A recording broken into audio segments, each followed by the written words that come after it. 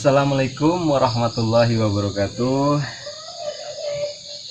Alhamdulillah wassalatu wassalamu ala sayyidina Muhammad ibn Abdillah wa ala alihi washabihi wa man walah wa wala haula wala quwata illa billah amma ba'du. Alhamdulillah saya ada nangkin Majid. Oh iya, Abdul Majid sudah diganti, lupa aja saya, ampura Gus. Saya Abdul Majid. Kita masih bisa berjumpa kembali dengan ngaji bersama, dan saya tidak pernah bosan-bosannya untuk menemani babang saya yang paling ganteng. Langsung saja. Ya, siap. Masih dengan saya Abdul Aziz Jazuli. Assalamualaikum warahmatullahi wabarakatuh. Waalaikumsalam. Bismillahirrahmanirrahim. Salatu wassalamu ala Rasulillah Muhammad ibn Abdillah wa ala alihi wa sahbihi wa wala. Wala hawla wala quwata illa billah. Nawaitu ta'allum ta'lim nafl intifadha qurrat tadhkir wal ifadata wal istifada wal hasal tamassuki bi kitabillah wa sunnati rasulih wa du'a ila al huda wa dalalata ala al khair. Ibtigha wajhihi wa qurbihi wa sabihi subhanahu wa ta'ala. Rabbi shrah li sadri wa yassir li amri wahlul 'uqdatam min lisani yafqahu qawli, amma ba'du. Alhamdulillah, segala puji syukur kita haturkan, kita hadiahkan pada Allah Subhanahu wa Ta'ala yang telah memberikan kita kesehatan, yang telah memberikan kita kesempatan, peluangan, sehingga kita masih bersama-sama bisa belajar, mengaji, dan membahas bareng-bareng ya kitab An-Nahjul Atam fi Tamyibil Hikam, karya Syekh Ali bin Samuddin Al-Hindi rahimahullah ta'ala. Dan tidak lupa kita doakan kepada kita semua, pada saudara-saudara kita, pada ikhwan, ashab, sedulur, konco, Beker ya. Mudah-mudahan Allah Subhanahu wa Ta'ala selalu memuliakan kita, mudah-mudahan selalu memberikan limpahan rezeki zahir dan rezeki batin. Amin ya rabbal alamin. Sebelum kita mulai, mari kita hadiahkan Al-Fatihah kepada muallif kitab Syekh Ali bin Samuddin Al-Muttaqi Al-Hindi, kemudian kepada Sahibul Asr Syekh Ibnu Athaillah As-Sakandari rahimahullah ta'ala, kepada guru-guru kita, kepada para syurah, kepada orang tua kita, pada pendahulu kita, kepada leluhur kita, dan kepada semua muslimin dan muslimat ala hadhihi niyyah wa ala kulli niyatin shalihah wa ala nabiyyi sallallahu alaihi hadratillah Muhammad sallallahu alaihi wasallam. Al-Fatihah. A'udzubillahi minasyaitonir rajim. Bismillahirrahmanirrahim.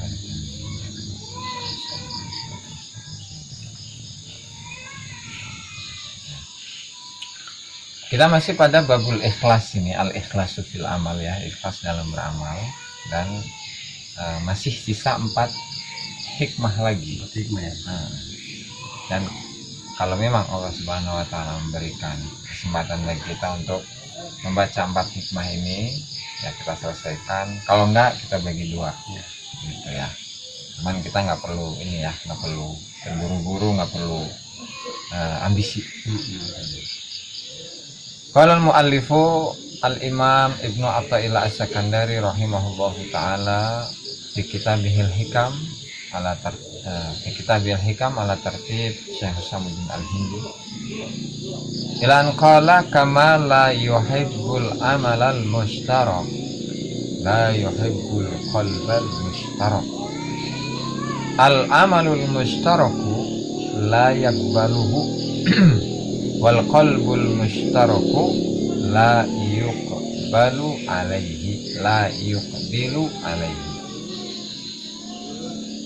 kama kaya dene barang la yuhibbu kang ora demen sapa Allah al amala ing amal al mustaraka kang bergabung, mustarak kang gabung, kang dadi gabung. La yuhibbu ora demen sapa Allah al-qalba ing ati al-mustaraka kang dadi gabung. Al-amalu utawi amal al-mustaraku kang mustarak kang den gabung iku layak baluhu iku orang rimo sapa Allah ing amal.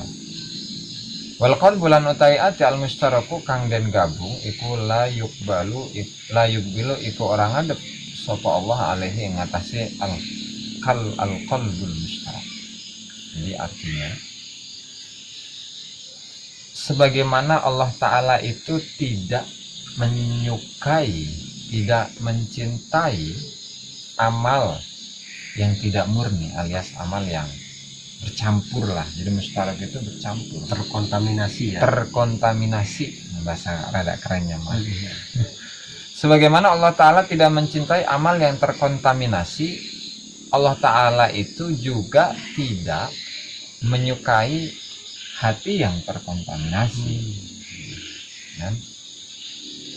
Adapun amal yang terkontaminasi itu tidak akan diterima oleh Allah Subhanahu wa Ta'ala, dan hati yang terkontaminasi Allah Ta'ala tidak akan menghadap kepada hati itu, tidak akan menuju kepada hati tersebut, Tidak bisa usul. tidak bisa usul Allah Ta'ala.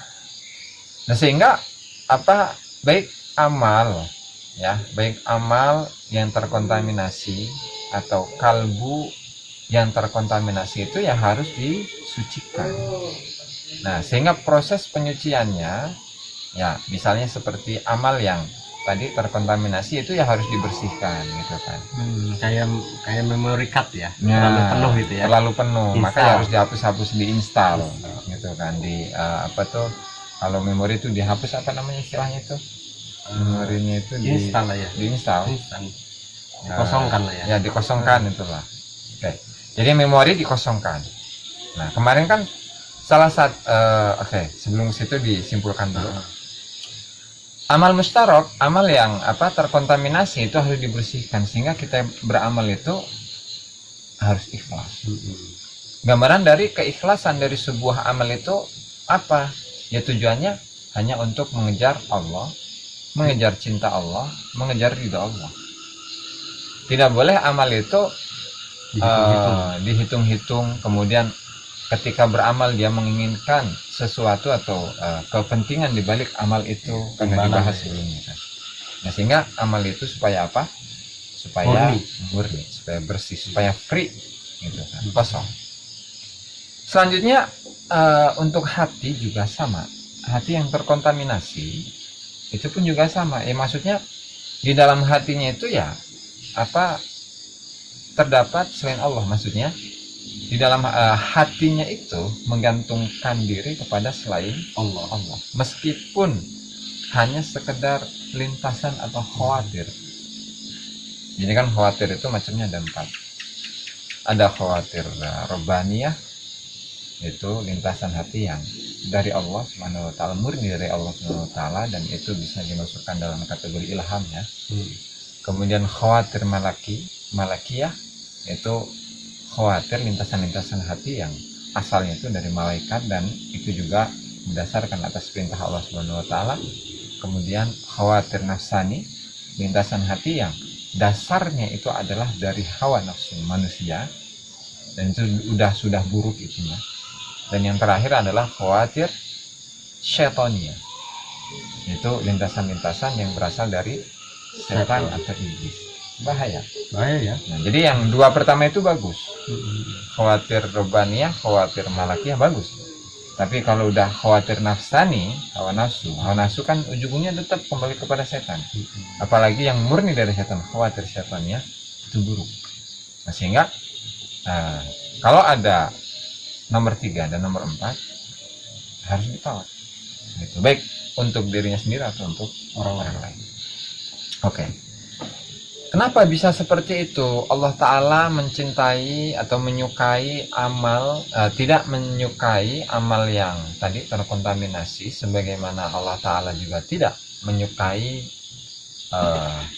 kalbu yang terkontaminasi. Ya, karena Allah Ta'ala ketika menemui sebuah amal yang terkontaminasi dengan kepentingan pribadi, baik itu ketika seseorang beramal, beribadah dia itu ingin dihindarkan dari neraka atau ingin dimasukkan ke dalam surga atau ingin naik jabatan, ingin mendapatkan ilmu laduni, ingin mendapatkan karomah, ingin bisa berjalan di atas air, ingin terbang dan lain sebagainya, yang pembahasan karomah kemarin itu, ya tetap amal itu bukan amal yang murni. Nah, bukan amal yang kholis, bukan amal yang murni, amal yang free, Ya. tetapi amal yang terkontaminasi atau al-amalul mustarak. Adapun semua itu terjadi Gus ya, misalkan ya.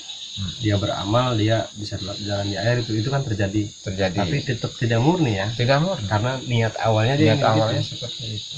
Nah, nanti ada uraian yang lebih jelas. Siap. Sehingga amal yang tadi itu nggak bakalan diterima oleh Allah Ta'ala. Nah, hati pun sama. Ketika hati kita itu belum kosong dari selain Allah, itu belum kosong dari makhluk, apapun itu bentuknya, baik itu manusia, baik itu kekayaan, baik itu jabatan, baik itu popularitas dan lain sebagainya. Pokoknya alam semesta, Alam dan semesta seisinya lah. semua. Dan karomat di situ masuk. Iya, dan seisinya kan. Betul. Ya Allah Ta'ala tidak akan menemui orang yang hatinya masih seperti itu. Makanya kalau hati kita ini masih kotor, belum kosong dari makhluk, ya tidak bisa ketemu dengan Allah Subhanahu wa Ta'ala. Nah, tetapi meski demikian, Allah Subhanahu wa Ta'ala karena rasa kasih sayangnya kepada kita, itu Rahman Rahim, maka Allah Ta'ala itu mengutus para nabi yang kemudian diwariskan kepada penerus-penerusnya sampai sekarang pada generasi mursyid, itu yang diistilahkan dengan mursyid atau syekhut tarbiyah, syekh yang tujuannya adalah untuk mendidik dan membimbing manusia agar mereka bisa kembali kepada Allah Subhanahu wa Ta'ala, itu melalui tentunya zikir ya. Ya, karena memang zikir itu adalah salah satu dari pondasi utama dalam tarekat, gitu. Zikir, tetapi dengan syarat dan ketentuan-ketentuan yang berlaku tentunya ya. Itu ada pembahasannya nanti di bab zikir. Oke. Kenapa bisa seperti itu? Nah, jadi amal yang mustarak itu yang bagaimana? Tadi kan secara umum amal yang mustarak itu kayak gitu. Itu amal yang tidak kosong dari makhluk, yang belum kosong dari makhluk. Nah, di sini dijelaskan oleh Syekh Ibnu Ajib rahimahullah taala, beliau mengatakan amal yang mustarak itu amal yang dimasuki 3 perkara. 1, riya. Riya itu ingin dilihat. Ujub, pamer. Kalau riya itu kan berkaitan dengan dia sendiri. Kalau ujub itu berkaitan dengan orang lain juga. Dia dan orang lain juga ya. Betul. Atau yang ketiga, menginginkan balasan dari sebuah amal. Jadi ketika kita beramal soleh, tetapi di belakangnya itu masih ada riya, masih ada ujub, dan masih menginginkan balasan dari amal yang kita perbuat dari Allah Subhanahu wa Ta'ala, balasan dari Allah Ta'ala di balik amal yang kita perbuat, tetap itu belum dikatakan sebagai amal yang murni. Tetapi amal tersebut adalah amal yang mustarak, yang terkontaminasi dengan selain Allah. Iya, misalkan mengejar ganjaran. Betul, mengejar pahala. Gitu kan. Menginginkan apapun lah. Nah, tetapi ketika kita berbicara tentang riya, ya otomatis itu berkaitan dengan dia sendiri gitu. Pribadinya ya. Betul, pribadinya. Karena yang mengetahui apakah dia riya ketika beramal atau enggak ya pribadinya. Pamer, ujub ya.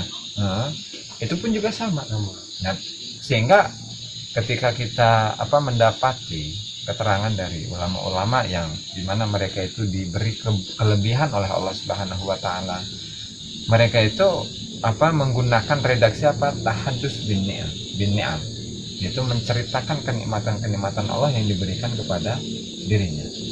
Dan misalnya seperti Syekh Abdul Wahab Asy'arani rahimahullah taala, beliau memiliki satu kitab yang namanya Lataiful Minan fi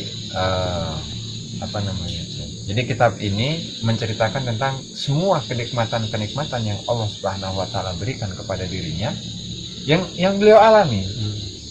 Pengalaman pribadi, misalnya ketika saya berumur sekian tahun saya sudah hafal ini, yang sudah terjadi yang sudah terjadi gitu. Ketika saya berkholwat, saya mendapatkan ilmu 1, 2, 3, 4, 5, 6. Ya kan? Kemudian ketika saya itu sudah diberi futuh oleh Allah Subhanahu wa taala, maka saya ingin mencoba untuk menuliskan ilmu-ilmu yang saya dapatkan di balik kholwat tadi dengan ilmu ini. Nah, sehingga hal yang seperti itu tidak masalah dan bisa jadi hal itu tidak termasuk dalam kategori riya, karena memang dari judul kitabnya itu adalah Lataiful Minan fit Tahaddus bin Ni'am. Itu Lataiful Minan, kelembutan Allah Subhanahu wa taala. Kenikmatan yang lembut dari Allah Subhanahu wa taala yang diberikan kepada diri Syekh Abdul Wahab Asy'arani yang diceritakan melalui At-Tahaddus bin Ni'am. Itu menceritakan tentang kenikmatan yang diberikan kepada diri. Nah, sehingga para ulama itu seperti itu, para ulama-ulama terdahulu gitu ya. Ya, sehingga bisa jadi, atau bahkan bisa dipastikan bahwa mereka itu ya sudah lepas dari riya, dari ujub dan lain sebagainya gitu ya. Gitu. Oke, itu yang pertama. Oke. Kemudian apa sih perbedaan antara riya dengan ujub?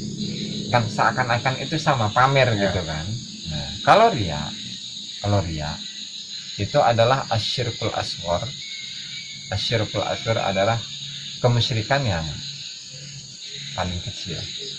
Karena dalam sebuah hadis itu disebutkan man amila amalan asyraka fihi ma'i ghairi taraktuhu wa syarikahu. Nah, barang siapa yang beramal sebuah amalan yang dia gabungkan antara aku dengan yang lainnya, dengan selainku, maka akan aku biarkan antara dirinya dengan selainku. Maksudnya tadi, ketika dia beramal, tetapi amalnya ini untuk mendapatkan sorotan dari orang lain, pujian dari orang lain, ya maka saya biarkan dia. Maksudnya amal itu tidak akan saya anggap, amal itu tidak akan saya berikan balasan, gitu, dari Allah Subhanahu wa taala gitu ya. Nah, sehingga wajar riya itu merupakan sebuah dosa yang masuk dalam kategori asyirkul asghar, syirik yang terkecil. Ya, karena kenapa terkecil ya? Karena terselubung. Gitu. Nggak semua orang itu bisa mengetahuinya. Bahkan dirinya sendiri tidak menyadari mungkin. Oke. Terus ujub. Apa itu ujub? Ujub kan kalau dari sisi terjemahnya itu juga pamer. Nah, cuman beda ini. Bedanya tadi mah diam-diam baik, ini terang-terangan. Bisa. Ya. Nah, sehingga kalau ujub di sini lebih pada ru'yatun nafsi wa isnadul amali ilaiha. Baru ru'yatul maziyatilah 'alan nas. Dia melihat dirinya sendiri. Dia melihat dirinya bisa. Dia melihat dirinya sendiri bisa untuk melakukan sesuatu. Dan menyandarkan perbuatan itu kepada dirinya. Bukan dari Allah ya. Bukan dari Allah Ta'ala. Selanjutnya, dia melihat kelebihan yang ada pada dirinya, bahwa dirinya melebihi orang lain. Gitu. Jadi lebih kepada apa itu ya? Merasa gua nih gitu ya. Nah, takabur lah ya. Ya, mirip-mirip seperti itu. Kalau riya itu kan berarti menggabungkan antara amal, ya, dalam amal dia menggabungkan antara tujuan kepada Allah dan tujuan kepada manusia, gitu. Atau apapun itulah. Kalau yang kedua, yang ujub, kalau ujub itu adalah beramal tetapi dia menganggap dirinya wah gitu, menganggap dirinya hebat, bahwa apa yang dia miliki itu adalah milik dia, milik bukan dari dia. Allah gitu. Nah, dan di samping itu dia juga merasa lebih hebat dari orang lain, gitu. Gua Itu aja, perbedaan. lo mah nggak bisa. Gitu. Nah, kurang lebih seperti itu. Nah, padahal dalam ayat itu ya Allah Subhanahu wa taala sudah melarang bagi kita untuk jangan sampai kita itu memuji diri sendiri. Wala tuzakku anfusakum, kata Allah Subhanahu wa taala, janganlah kalian itu menyucikan atau menganggap suci diri kalian. Nah, maksudnya maknanya itu ketika kita itu beramal, amal ibadah, amal apapun itu, amal yang kecil atau amal yang besar, maka jangan sampai kita itu menyandarkan amal itu kepada diri kita, tetapi kepada Allah Subhanahu wa ta'ala. Iya, berarti kalau ada yang muji itu kita langsung buru-buru harus alhamdulillah Gus ya. Nah, alhamdulillah. Ya. Jadi segala puji Ya, hanya bagi hanya Allah. bagi Allah. Itu kadang-kadang salah tafsir Gus. Jadi alhamdulillah dia ngerasa dipuji ngerasa senang. Karena kan nggak tahu artinya kadang-kadang. Betul. Ya. Padahal makan kita lagi membalikan bahwa pujian itu bukan jangan buat kita nih. Nah, Ya. tapi hanya kepada Allah. Gitu ya. Oke, lanjut. Nah, itu tentang amal yang tadi terkontaminasi. Yang kedua, hati yang terkontaminasi itu yang bagaimana? Nah, kata beliau, kata Syekh Ibnu Ajib rahimahullah ta'ala dalam syarah hikamnya Iqadul Himam, beliau mengatakan, wa amal qalbul mushtarak fa huwa alladhi yadkhuluhu salasun aidon. Hati yang mustarak itu, hati yang terkontaminasi itu adalah hati yang ada 3 hal yang masuk ke dalam dirinya, ke dalam hatinya. Apa itu? Yang pertama adalah hubbud dunya, cinta dunia. Yang kedua, hubbul khususiyah, cinta kelebihan, mencintai kelebihan yang ada dalam dirinya. Terus yang ketiga itu apa ini? Hubbun ni'amil ukhrawiyah, mencintai kenikmatan akhirat. Tuh, bahaya juga itu ternyata. Berarti kalbu kita ketika kita ingin mengetahui apakah kalbu kita itu sehat atau tidak, jadi lihat apakah di dalamnya itu masih hubud dunia atau tidak.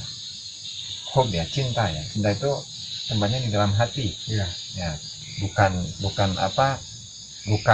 ketika dunia ada di tangan kita berarti kita cinta dunia, nggak mesti. Oke. Yang kedua adalah hubul khusus ya, dia mencintai kelebihan yang ada dalam diri. Misalnya dia ahli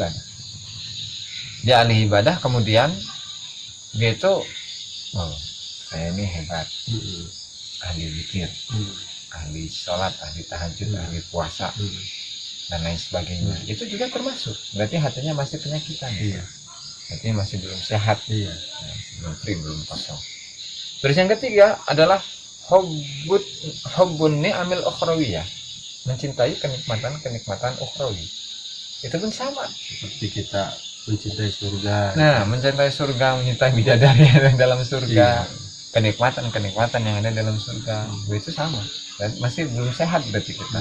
Hati kita belum sehat kalau masih seperti itu. Karena sejatinya surga dan neraka itu makhluk ya. Nah, hikmah yang selanjutnya, qala al-Imam Ibnu Athaillah As-Sakandari rahimahullahu taala, beliau ma ahbabta syai'an inta illa kunta lahu abdan wa huwa la yuhibbu an takuna li ghairihi abdan. Ma ahbabta syai'an, ma ahbabta ora demen sapa sira syai'an ing suji-uji, illa angin kunta ana sapa sira lahu kedue syai' iku abdan hamba. Wahalan hale utawi Allah iku la yuhibbu ora demen sapa Allah antakuna ing yen ta ana sapa sira li ghairihi maring saliyane Allah abdan iku dadi hamba. Ma ahbabta syai'an illa kunta lahu abdan wa huwa la yuhibbu an takuna li ghairihi abdan. Nah, kata musannif rahimahullah taala, tidaklah engkau mencintai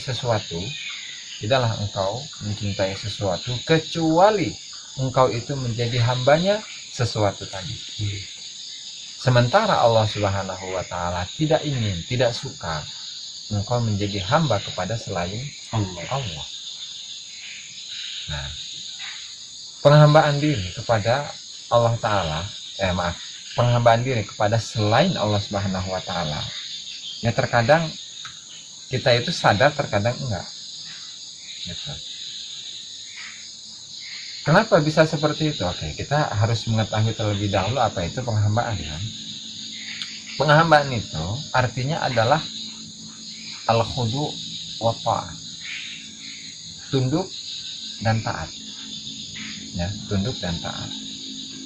Hati itu tidak mungkin tunduk pada 2 perkara sekaligus dalam satu waktu. Dia hanya memiliki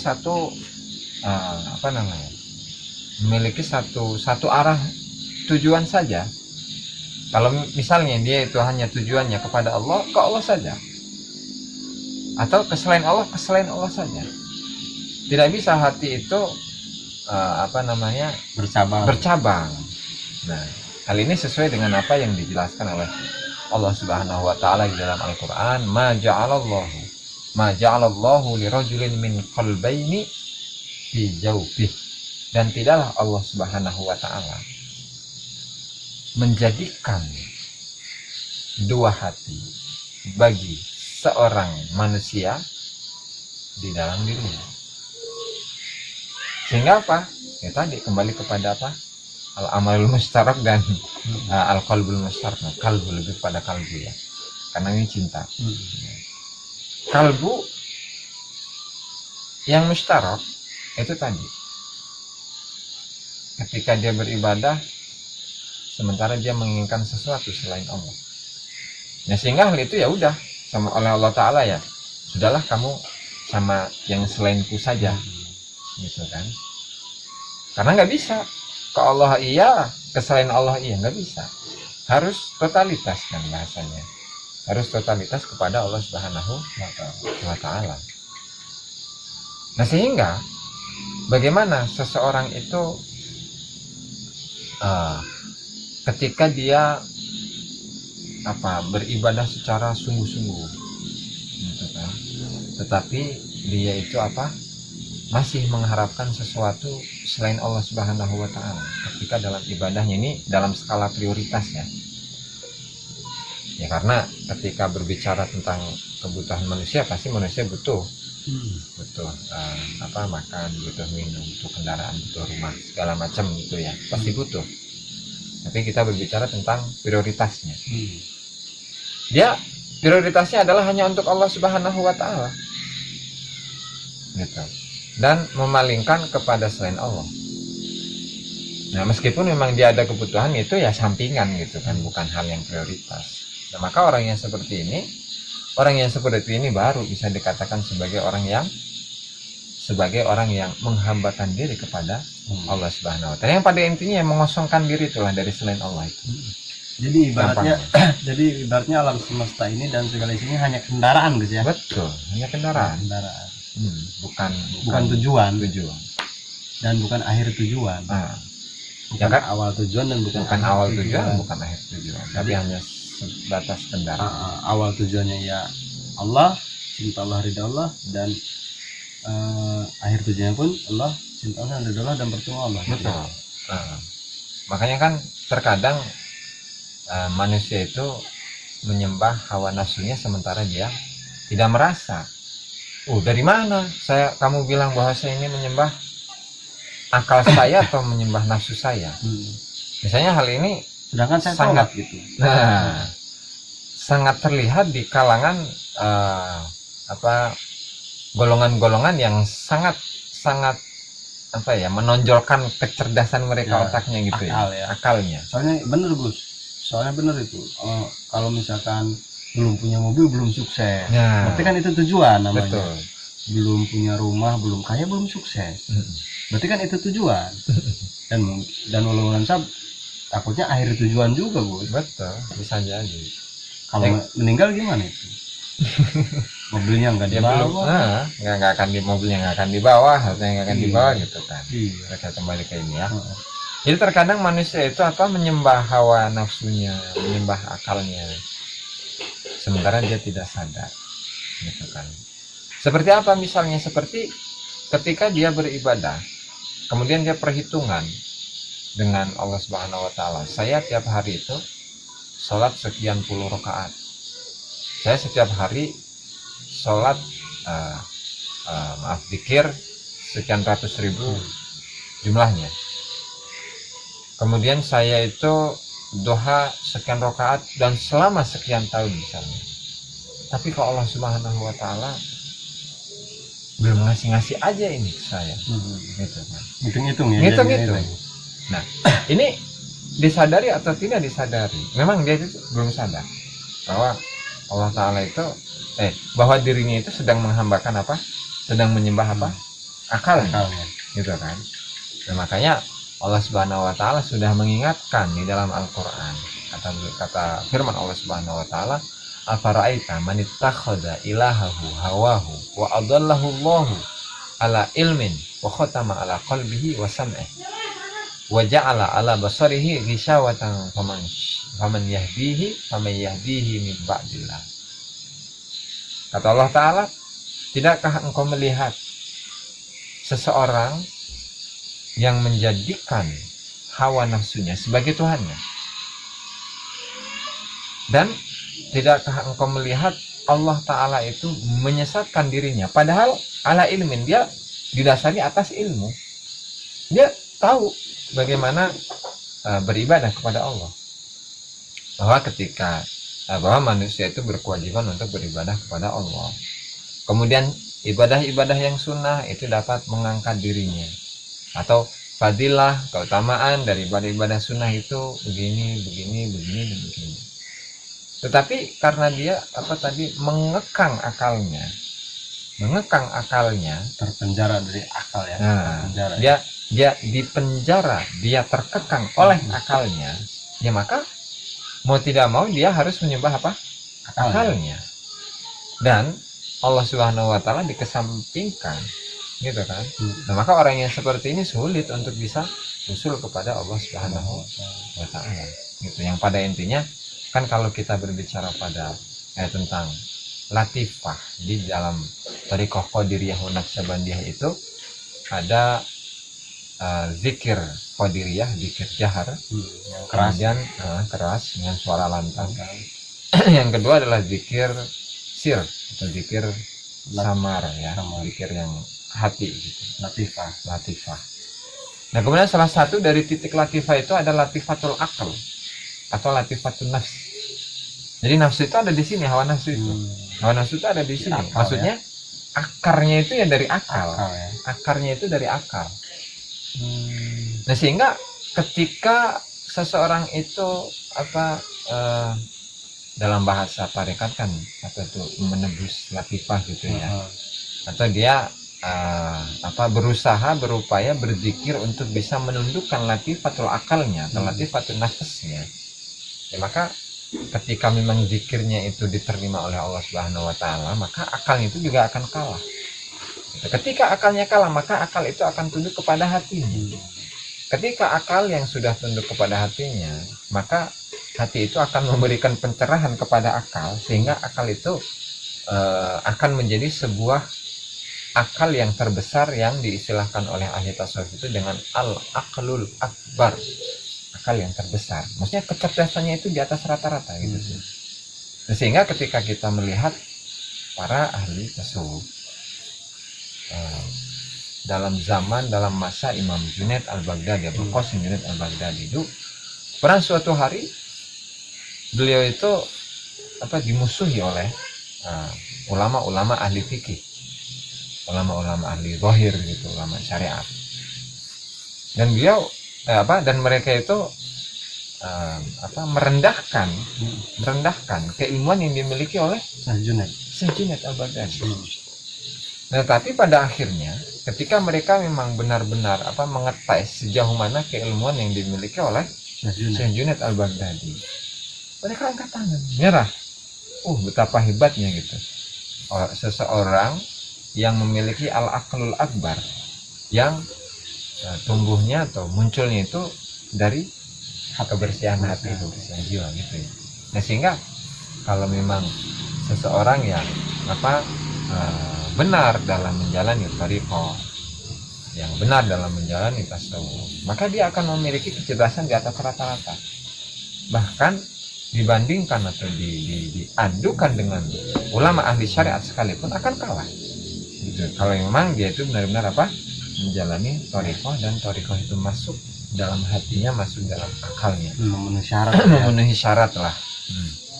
Nah, sehingga dari sini ketika kita mencermati seseorang yang menuhankan akalnya, nah berarti kalau seseorang menuhankan akalnya kan salah, otomatis dia harus menjadi seorang hamba dong, tapi kepada Allah Subhanahu wa Ta'ala. Nah, ada sebuah keterangan pada suatu hari Imam Junaid al-Baghdadi ditanya, ya Imam, siapakah seorang hamba itu, siapa sih? Gitu. Manil abu. Siapa sih seorang hamba yang sebenarnya itu? Nah, kata beliau, seorang hamba adalah man baqiya fi qalbihi adna alaqatin ghairul. Adalah seseorang yang di dalam hatinya itu masih tersisa sedikit kaitannya selain Allah. Man baqiya fi qalbihi adna alaqatin ghairullah. Seseorang yang di dalam hatinya itu tersisa sedikit ketergantungan kepada selain Allah. Jadi sedikit aja ada ketergantungan dengan Allah. Ketika seseorang memiliki hati dan dalam hatinya ada sedikit ketergantungan kepada selain Allah, itu sudah masuk dalam kategori hamba. Abad hamba ini, hamba. Sedikit aja ada ketergantungan ke Gusti Allah. Itu hamba, dia statusnya adalah budak gitu. Budak. Ini nanti akan saya jelaskan perbedaannya bagaimana. Maksudnya seseorang itu bisa masuk dalam kategori hamba dari selain Allah, ya, hamba dari makhluk. Meskipun masih ada sedikit, masih dia hamba. Gitu tuh. Kenapa? Karena hamba itu kalau dalam kitab fikih itu ada beberapa istilah. Maksudnya hamba yang umul walad gitu, ada mukatab dan lain sebagainya. Ada istilah mukatab. Maksudnya mukatab adalah seorang budak, ya, seorang budak yang ingin merdeka, tapi dia melalui apa? Melalui setoran, angsuran. Maksudnya tuannya itu berkata kepada dirinya, wahai budakku, kalau kamu ingin merdeka maka bayar kepadaku 10 juta. Tapi dalam masa setahun, ya maka dibagi tuh setahun. Kalau 10 juta dibagi setahun, per bulannya berapa, pokok setahun 10 juta. Nah, selagi dia belum melunasi 10 juta itu, dia belum bebas. Nah, itu namanya adalah abad hamba sahaya atau budak mukatab gitu. Nah, kemudian siapakah orang yang merdeka? Itu tentang hamba yang mukatab. Berarti seseorang yang di dalam hatinya itu masih ada sedikit ketergantungan kepada makhluk, ya berarti dia masih hambanya makhluk. Gitu. Tetapi berarti itu hamba. Nah, bagaimana dengan orang yang merdeka? Orang yang merdeka itu seperti apa? Itu juga ditanyakan kepada saya, Junaid Al-Baghdadi. Kalau orang yang merdeka katanya, wa manil hur, siapa orang yang merdeka? Kata beliau, man takhallasa min rikki tab'ihi wastanqadha qalbahu min syahwati nafsihi. Yaitu seseorang yang telah bebas dari sifat perbudakan tabiatnya, dan dia telah menolong hatinya dari syahwat-syahwat dirinya. Seseorang yang sudah terbebas dari penghambaan diri, dari perbudakan. Berarti tadi bukan orang yang tadi. Berarti dia sudah memang benar-benar lepas, kosong hatinya itu dari ketergantungan kepada makhluk. Dan juga dia itu hatinya sudah diselamatkan dari syahwat. Ini syahwat-syahwat itu sudah nggak masuk lagi ke dalam hati. Itu orang yang merdeka. Itu yang disebut orang merdeka, ya. Makanya tinggal pilih. Kita pengen jadi budak, hamba sahaya, atau pengen jadi orang yang merdeka. Kalau kita pengen jadi orang yang merdeka, ya sudah, kita harus mengosokkan diri dari semua ketergantungan kepada makhluk, gitu ya. Dan prosesnya tentunya hal ini tidak bisa, sulit untuk untuk bisa mencapai kepada tingkat hurriyah tadi, kemerdekaan, ya. Kalau tidak melalui bimbingan seorang guru mursyid. Sulit itu, nanti akan dijelaskan di bab-bab akhir ini. Akan ada dalam qaul musannif, la tashab man la yanhaduka haluh wa la yadulluka 'ala Allahi maqal. Nanti akan dibahas dalam bab tersebut. Jadi nggak bisa. Kenapa kamu tidak memiliki guru mursyid? Guru mursyid nggak ada yang saya itu nggak menemukan seorang guru mursyid yang bisa membimbing saya kepada Allah. Sehingga saya berzikir sendirinya terus sulit. Ya karena ketika dia misalnya memperbanyak zikir ini segala macam, dia masih merasa, oh saya ini ahli zikir. Ya, masih ada seperti itu, dan sangat sulit hilangkan penyakit itu, kecuali ketika dia diberitahu oleh manusia, oleh Harus guru, dibimbing ya. syekh tarbiyah, syekh pembimbing, gitu ya. Nah, karena memang kenapa bisa seperti itu ya, karena amal-amal dari ahli sufi, amal-amal dari para ulama, ahli thariqah, ahli tasawuf, itu mabniyatun ala al-ibadatil qalbiyah, disandarkan atau dibangun di atas amal-amal yang berkaitan tentang hati. Itu ahli tasawuf, ahli thariqah. Berbeda dengan syariat. Kalau ahli syariat, ya mereka menyandarkan atau membangun amal-amal mereka di atas apa? Di atas amal-amal yang zahir. Gitu.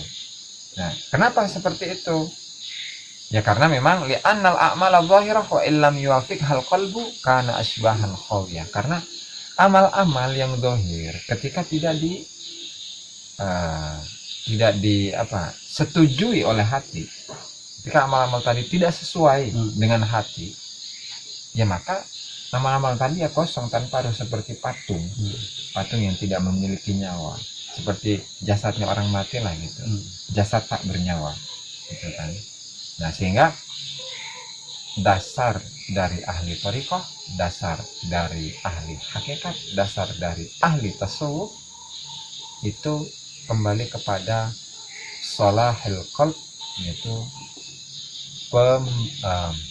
penjernihan hati. Sholah itu perbaikan hati. Hati kita penyakitan, maka harus diobati. Bengkel hati ya, Bengkel hati. di bore up ya. Nah, sehingga apa? Kembali kepada pembahasan orang yang merdeka, seseorang yang sudah membebaskan diri dari perbudakan tabiatnya, dan juga sudah selamat dari penjara dirinya, penjara nafsunya, maka orang yang sudah bebas tadi barulah bisa dikatakan sebagai orang yang mencintai Allah. Kalau belum bisa, kalau belum kosong dari ketergantungan kepada makhluk, meskipun hanya sekedar lintasan hati, belum bisa dikatakan sebagai orang yang mencintai Allah. Nah, kita masih jauh ini. Ya, terus aja sampai akhir hayat. Terus. Ya karena fadlullah wasi'. Karunia Allah itu ya sangatlah luas. Kenapa kita harus mencegah-cegah diri? Ya kita selalu minta, ya Allah, jadikanlah saya orang yang mencintai. Tapi tadi kalau oleh kita ya susah. Tapi kalau oleh Allah itu tidak ada kata susah. Oke. Dan selanjutnya, laisal muhibbul ladzi yarju min mahbubihi iwadan aw yatlubu minhu qaradan wallahu ta'ala a'lam bishawab. Mungkin sebelum ditutup ya, ada unek-unek dari Kang Majid, atau kesimpulan atau pertanyaan atau apa, silakan. Berarti ikhlas itu luas ya.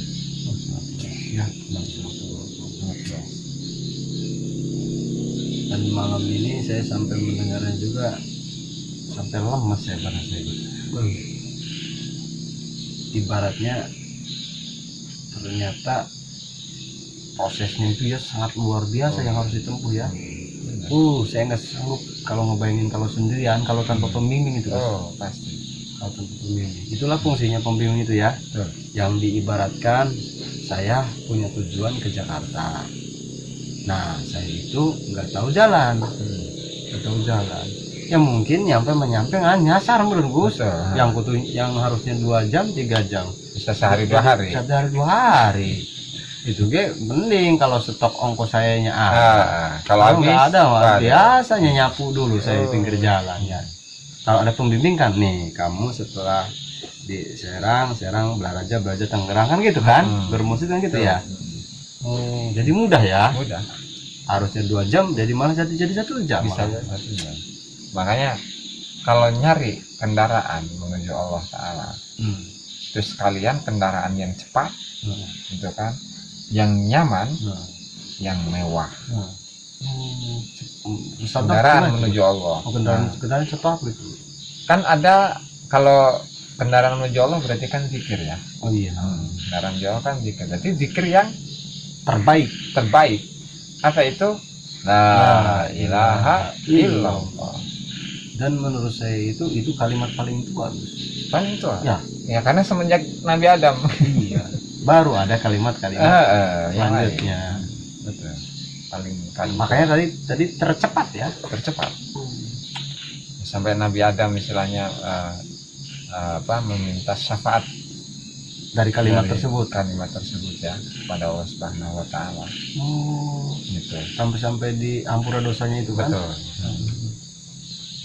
Itu dia beliau itu sekian, Nabi Adam itu sekian puluh tahun itu meminta taubat, meminta doa. Belum mustajab aja. Tapi ketika melihat di pintu surga itu ada tulisan la ilaha illallah Muhammadur Rasulullah, makanya tahu bahwa kuncinya itu Sebelum berdoa itu, betul, mengucap itu. Langsung tuh ya mustajab ya. betul. Dipertemukan dengan Mustajab. ini ya, Siti Hawa. Siti Ya. Hawa. Paling segitu aja sih Gus. Oh, siap. Karena saya saking dahsyatnya ini lemas saya Gus. Lemas.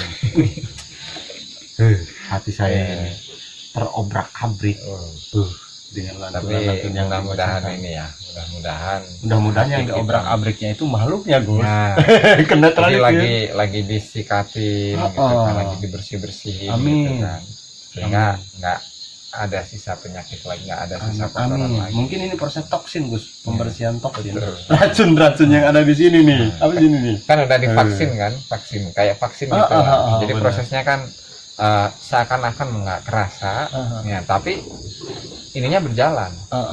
Proses pengobatannya itu berjalan. Faedah-faedahnya itu ya. Ada faedah. Ya, terima kasih pada Kang Abdul Majid ya, yang selalu menemani kita dalam ngaji kitab hikam ini. Alhamdulillah. Dan mudah-mudahan apa yang disampaikan tadi bermanfaat bagi kita. Mudah-mudahan apa yang disampaikan tadi bisa kita amalkan meskipun sedikit ya. Kurang dan lebihnya saya mohon maaf. Wassalamualaikum warahmatullahi wabarakatuh.